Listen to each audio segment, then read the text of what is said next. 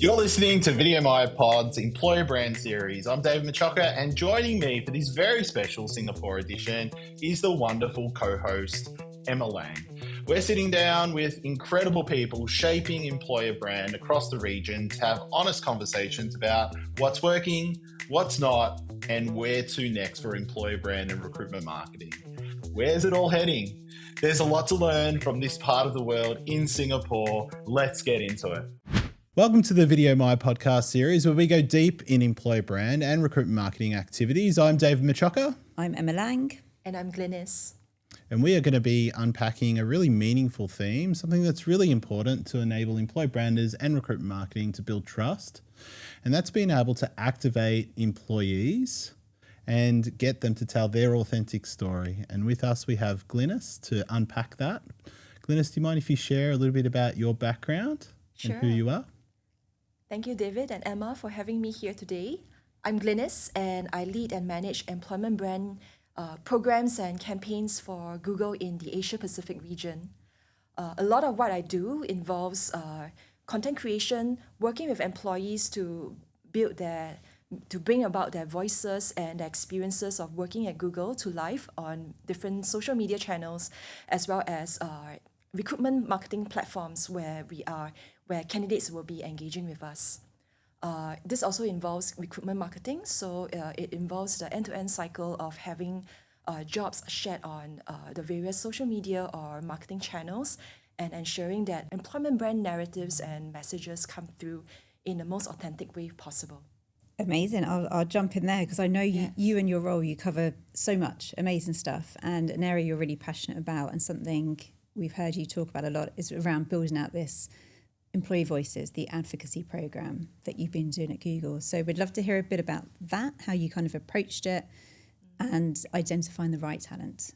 Yeah. So where would you like to start? I think I'll start with the why we are so big on working with employees to build their voices and bring their own personal stories to life.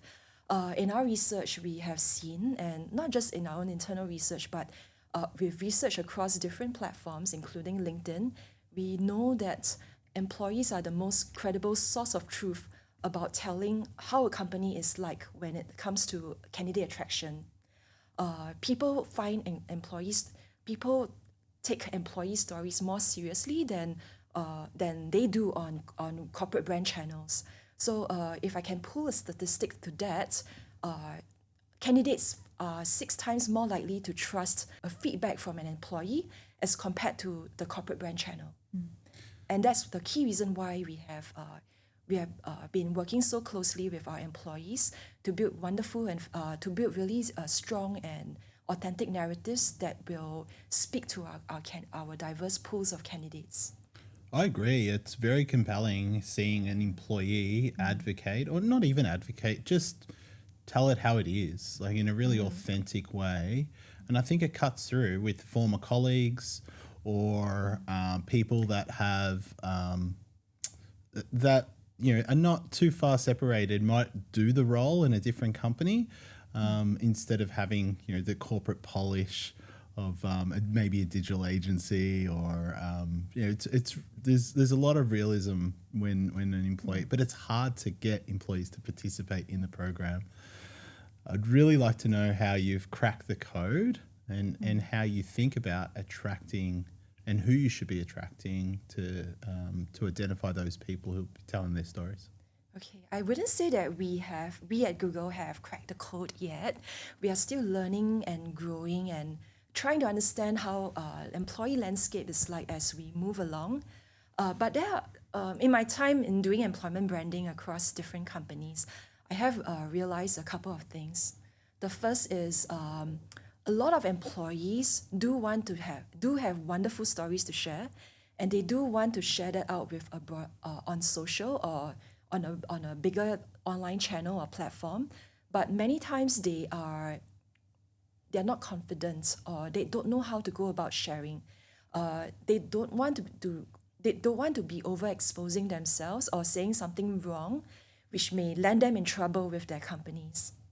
So that's a key deterrent from having more employees talk about their own career experiences or being more authentic about their point of views.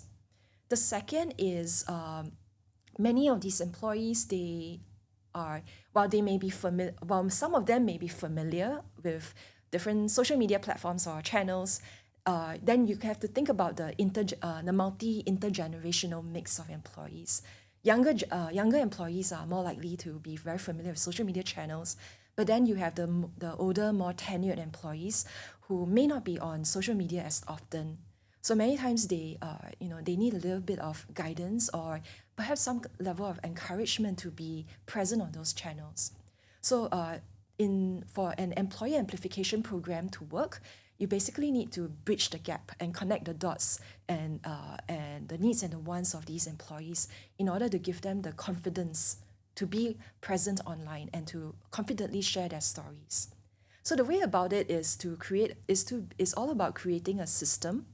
It's all about creating an advocacy platform that will enable and inspire them and empower them to share their voices at scale. And there are many ways to go about doing it. I do feel like one of the most straightforward ways is to really give them a high level, deep insight into how the process is to make the process as simplified as possible for them, so that it comes across easy, so that the process of creating stories feels like a low lift instead of something that is really difficult, and to give them transparency and visibility into the policies and the guidance on on the company narratives, what they can say and what they shouldn't be saying.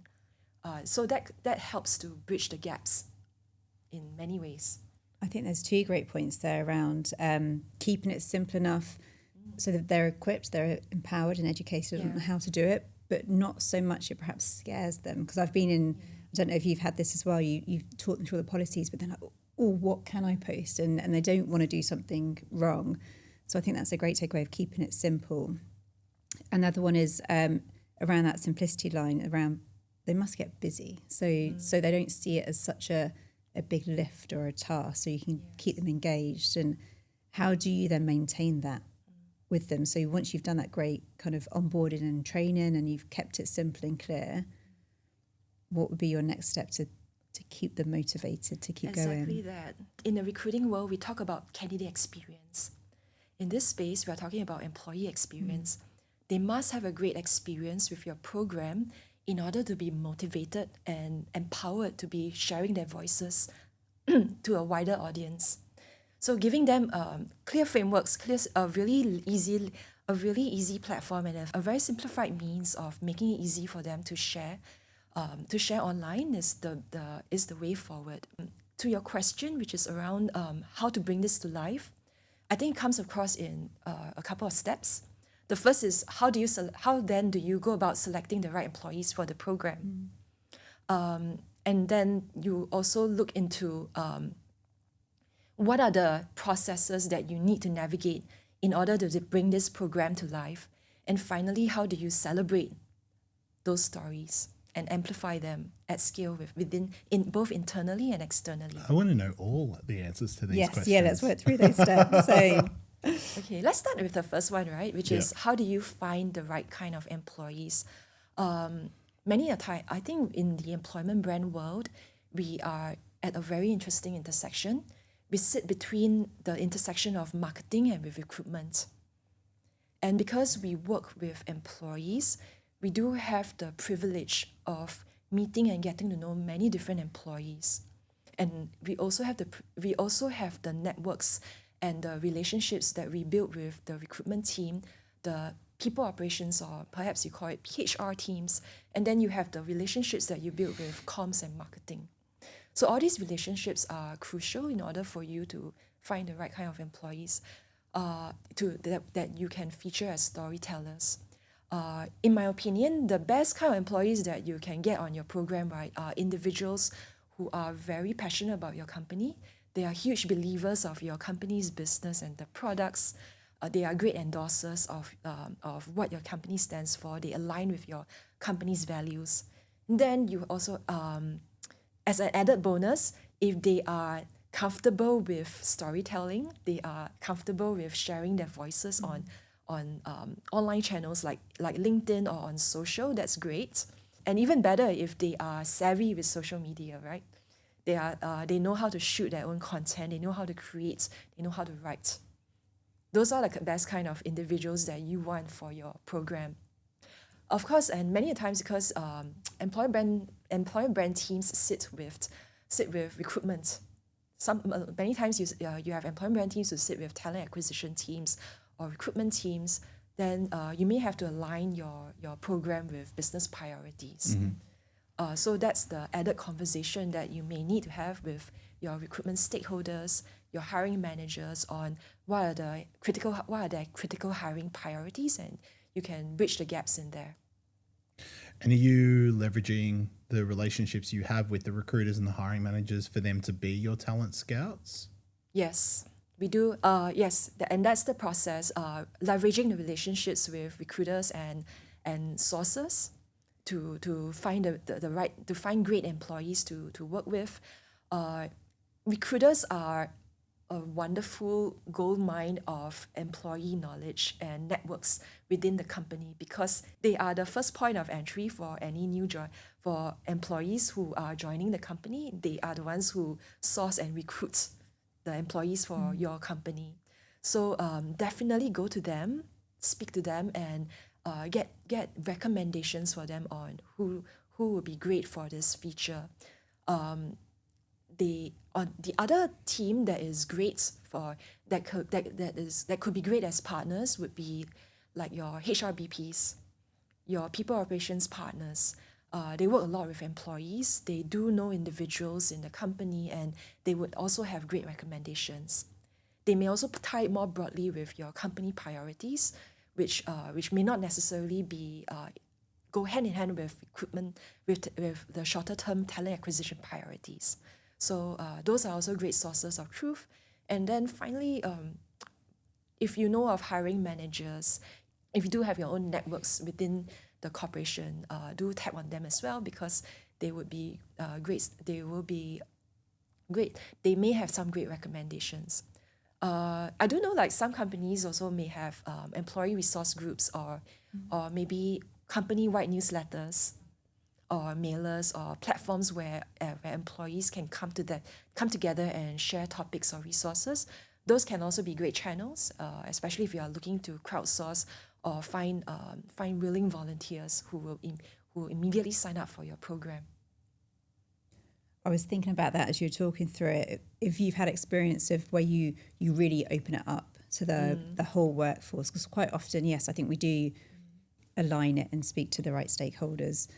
And if you've had an experience where you've just opened it up, even if it's to a job function or a country population, saying this is the program, who wants to get involved, and then hopefully as you're talking through the criteria earlier of those who just naturally do it, who have a really authentic voice, hopefully you think they're more likely to just put their hand up and go, yeah, I'll get involved, and it unlocks that program quite quickly for you. Yes, Google has done a great job in crowdsourcing employee stories through site-wide employee networks and newsletters. They put up a form. You put out a form there, and then you encourage people who are interested in sharing their voices with the employment brand team to come forward and pitch their story to us, and then we will they will be featured on the employment brand channels or on the careers website. So those are just some of the most passionate, the most interesting stories come through those channels. So going down the process, you've engaged with a recruiter or a hiring manager, and they're like, I've got the best person for you.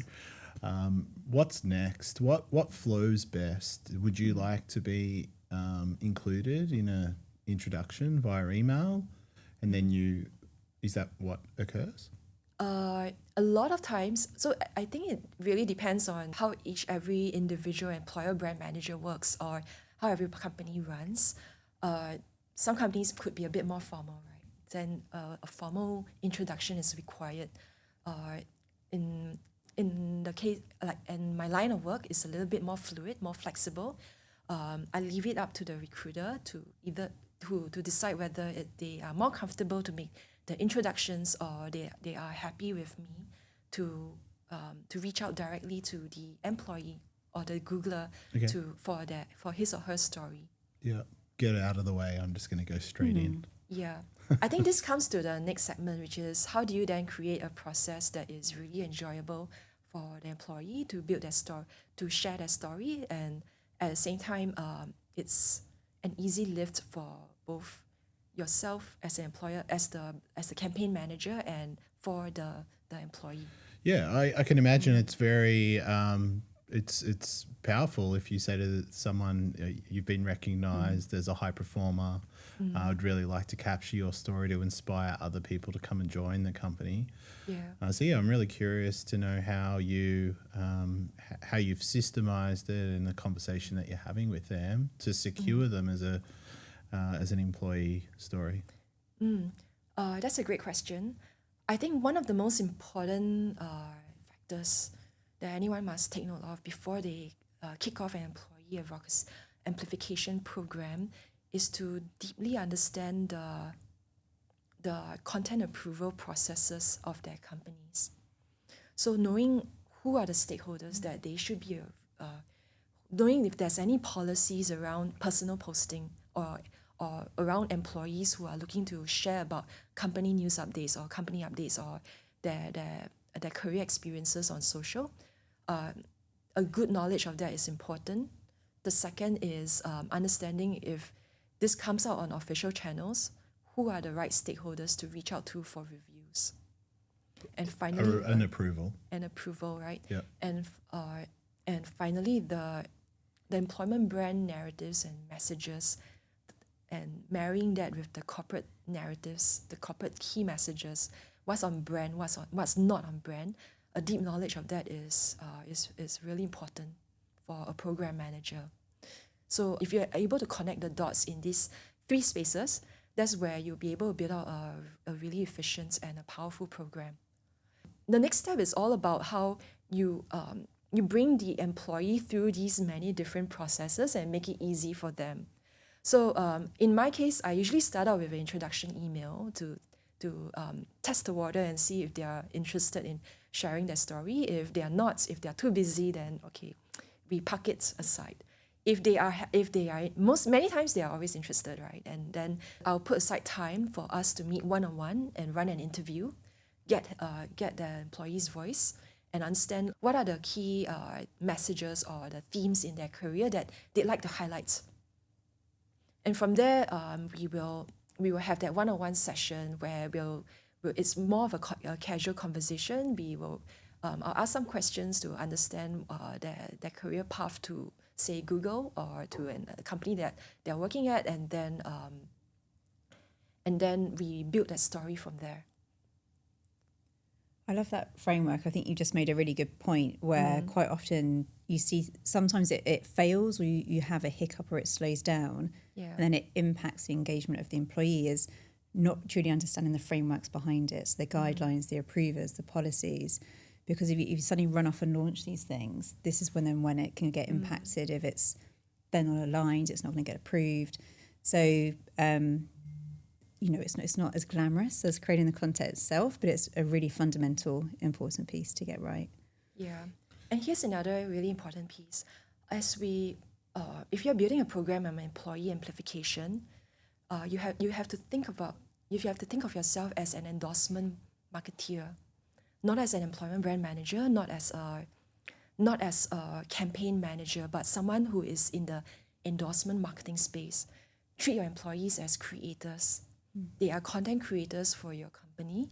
You are working closely with them to create great content that will resonate with your company's narratives. And the whole process of building a program, right, is to ensure that you build a machine that is able to bring their voices through authentically, and bring critical key messages that align with your corporate narratives to life. If you have an employee who participates in your program, do you ever go back to them and ask them to participate again? Yes, I do. Some employees have such a rich have such rich experiences with so many angles and or stories to share that you can't just feature all of their experiences or their stories in one post. And how do you go about organizing the content? Because, for instance, in a way, you probably don't want to just have it all living in your head. You want to be able to systemize it. So, for instance, there's a job family, certain ethnicity, age, or gender that you're looking for to present. And you had someone about a year ago create some content that you loved, and you're like, oh, that person would be fantastic to get on again. But if you've got 50, 70, 100 people, I'm assuming that, you know, it's hard to keep up. So have you created some sort of spreadsheet or system where you're tracking who's good on video, a little bit about them, like a bio? So first of all, we try to keep the process, at least at Google, we try to keep the process as equitable and as inclusive as possible. So there are certain factors that we don't dive into, such as like gender or age. Sure, but you're not going to have a whole bunch of women in engineering when that's not fairly representative of you know, having males there as well. So I'm assuming you want to have a bit of a blend. Yeah. So we do have a repository of stories, or because we on the employment brand team, they crowdsource stories. Employees are encouraged to fill out a form. Okay. And you know, that feeds into a repository of employees who are open and willing to share their stories, and we do have a database of employees who have volunteered for the program. So that builds the database, and then we choose the best stories that align with company narratives. Yep, I love that. Yes. So that's one. And for me personally, when I think maybe it's part of the job, right? When I have worked with an employee that particularly stands out, they have a wonderful story to share, it just stays in my brain. Yeah. Yeah. I think it's a really good point though. How can we, as practitioners, always, it's the feedback loop, isn't it? Keep them on. How do we go back every quarter, every 6 months, every year to everyone that's produced content? I think we get onto this, I think thank them and show them the impact they've had, but then invite them in again. Well, can you do more, or nominate someone? I agree. Would be great. Because if they're high performing, say they had engagement that far exceeded someone else's engagement, you want to go back to that well, don't you? Yeah. And they also, perhaps they're more willing to do it because they realise it wasn't that scary. Yeah. It was okay, and it's easier to get exactly that goes so well, get more out of them. Yeah. You know your program is working well when you have employees coming back to you saying, thank you, I really loved working with you and being a part of this program. I hope that you can feature me. If you have future opportunities to work together, please let me know. That's awesome. That's really, really good. And I'm curious to know, just if we were to take a step back, how you're communicating what's in it for them. We try to make it we make it really prestigious for them. Okay. We make it a prestigious experience. And how I go about doing this is to inform them that their stories will go live on an official corporate channel. Corporate recognition. Internal recognition. Exactly that. So it sounds, and their profiles will be shared far and wide on LinkedIn. We'll be sharing their stories with different teams, with different organizations, and we're getting recruiters to amplify their stories. So that's already a huge external recognition and internal recognition is a huge hook. Yep. And of course, we do also have post-campaign recognition for every employee who has participated in the program. We let their managers know about their contributions, and we inform them on how on the performance of their content. So it could form part of their performance review? Yes, it's embedded into their performance review. That is the secret sauce. Yes. If every employer brand, and I know this for a fact, if an employer brander can tie it to their performance review with hiring managers, even if it's just acknowledgement, you're likely to have a successful program. Yeah, the mechanism of acknowledgement and recognition is really very powerful, and is a huge motivator for employees to come forward and talk about themselves. Definitely, 100%. Internal recognition, external, but it is a slam dunk if it can tie it to their performance review. Yeah. In my experience, there's other things that have been really helpful. It could be swag. You have a sticker or like a mug for participation. It's other points that drive. It's not a metric point. It's showing how you're continue to support employee engagement and advocacy as a company, which helps the company perform better and so on. So I love the fact you hooked onto that, and it's not just about the hard data points as well. Yeah, it's not just the hard data points. And it's also really helpful that managers endorse employment branding. I think the support that we get from hiring managers and from from leadership themselves in encouraging their teams to go forward and talk about about their work, about the culture that they have, about the working environment is so important.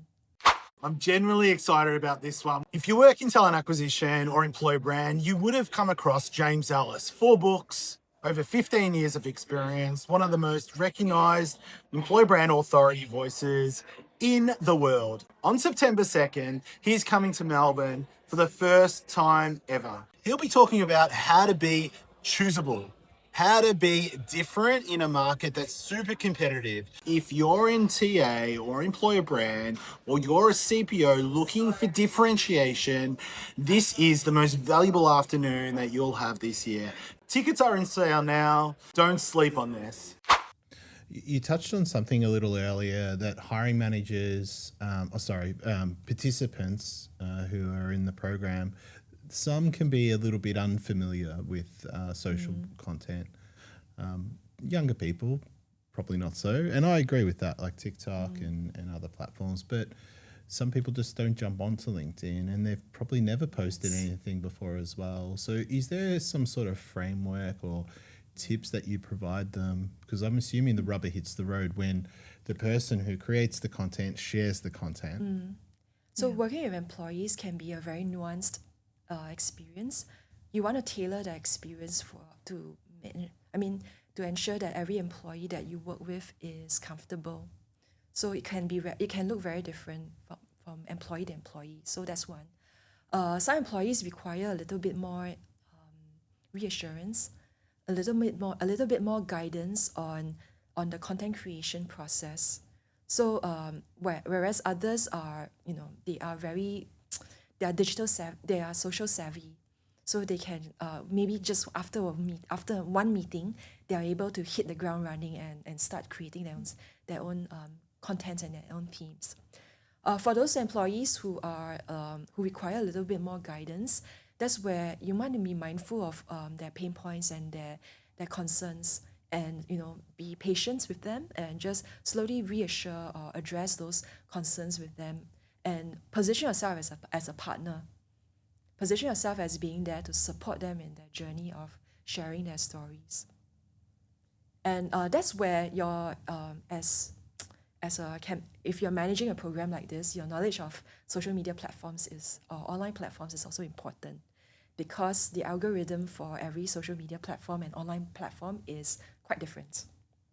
So if you looked at a post on LinkedIn versus what a post on Instagram, the way it's positioned, the way it tells a story needs to be different in order to optimize engagement. And that's where your insights in social media marketing will be really critical. And I think that proves the point of the need of management behind these programs. I think a lot of people underestimate the time and the resource involved to manage it, to coach people, to give them the guidelines, to change the content for the right platforms.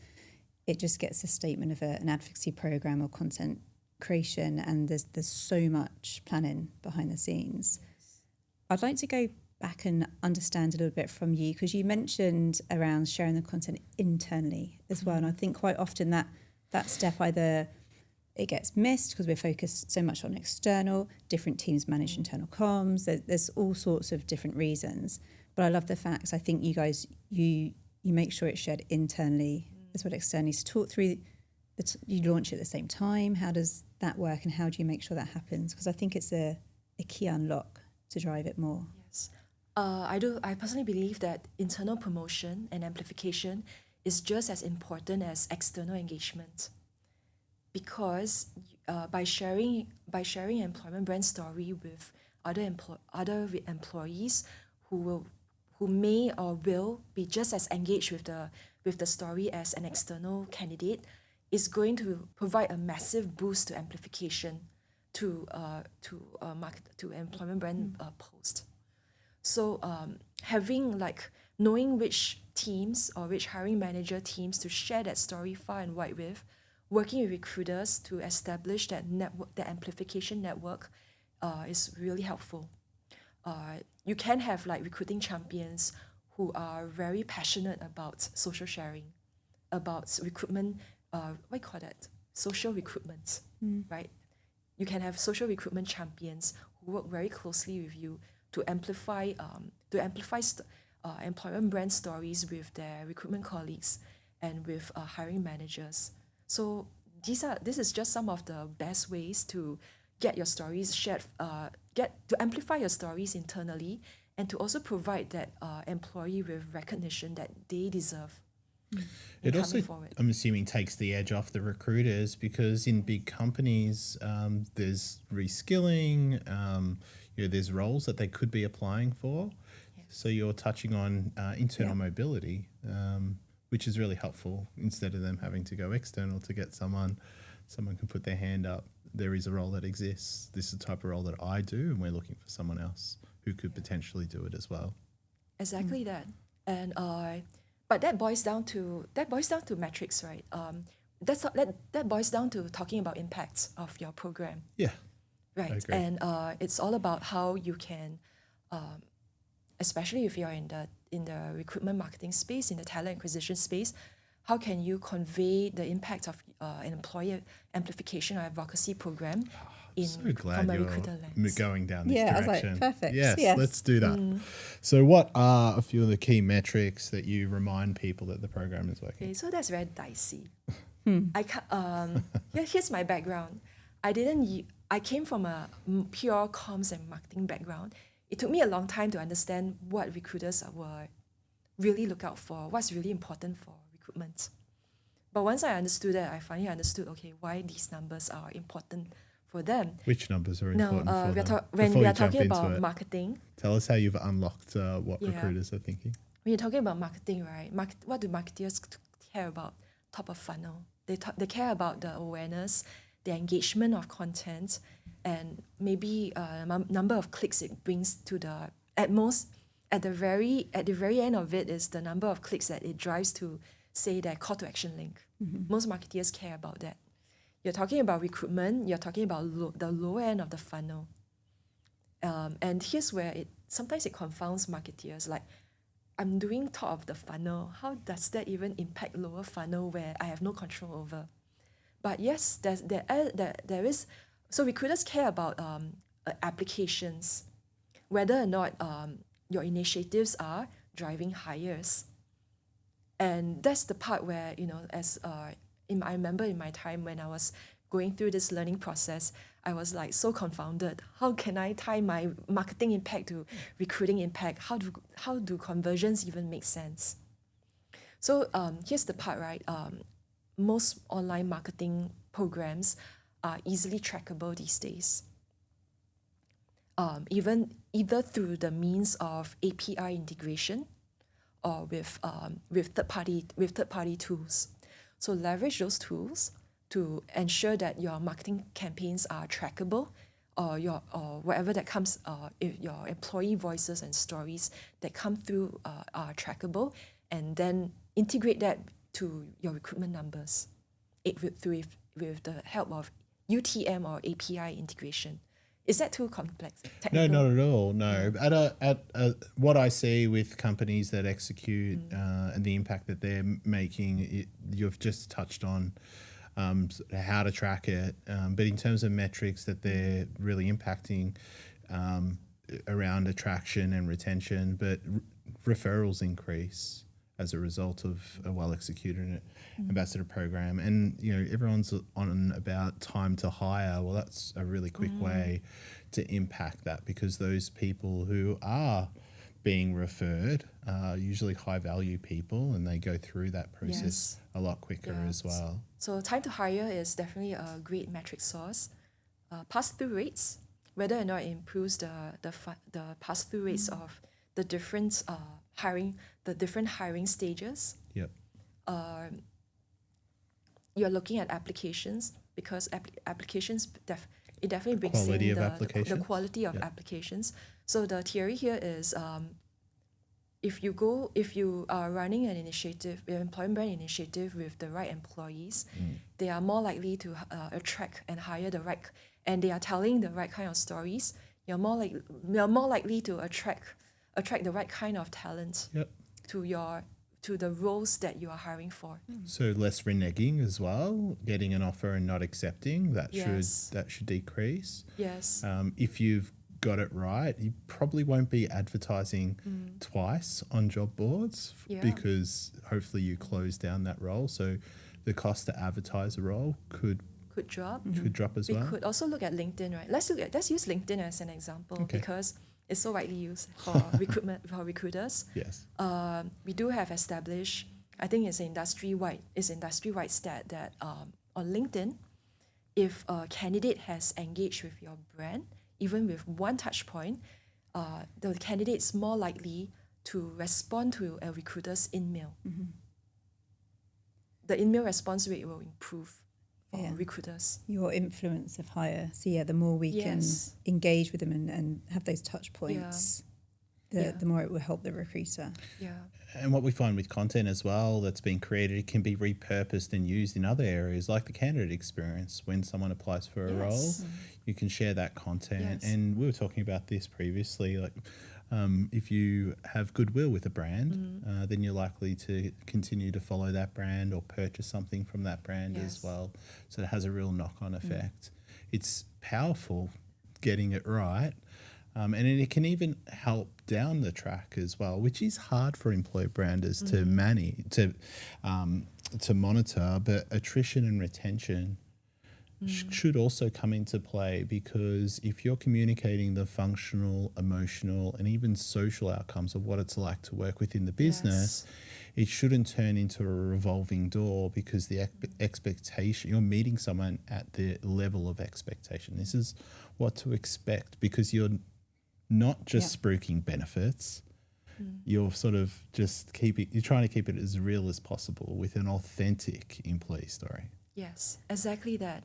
And so just to summarize, if you can tie your employee amplification program with recruitment impact, which is all about improved time to hire, improved pass-through rates, if you are able to track the number of applications, even that's great, all the way to hires, that's awesome.